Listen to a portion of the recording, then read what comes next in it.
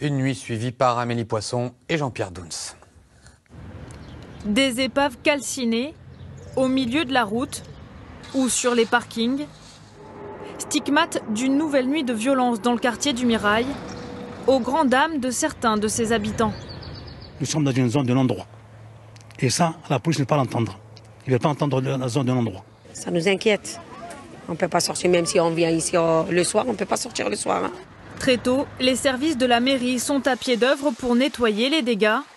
Les conteneurs qui ont brûlé, des grands, des petits, des voitures, pas mal. Et puis les dégâts sur les arrêts de bus. Les échauffourées ont commencé vers 21h. Toute la nuit, des groupes de jeunes ont joué au chat et à la souris avec les forces de l'ordre. Très mobiles, ils se déplacent entre La Faourette, Bellefontaine, Bagatelle et la Reinerie. Ils incendient des véhicules, 25 au total. Lancent des pierres et même des tirs de mortier selon une source policière.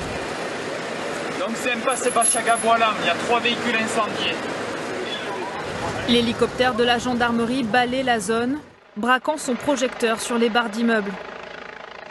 Au sol, un important dispositif est mobilisé, CRS, pompiers.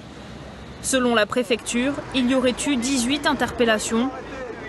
Les affrontements ont duré jusqu'à 4 h du matin.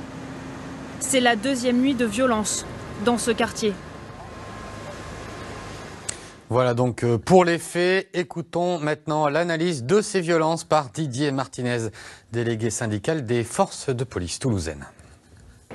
Elle est liée à plusieurs facteurs. Le premier essentiel est que depuis quelques semaines, une offensive des forces de police a permis de mettre à mal un petit peu l'économie souterraine dans ces quartiers en cassant des points de deal, des points de trafic, de stupes, avec des saisies très conséquentes et avec des interpellations.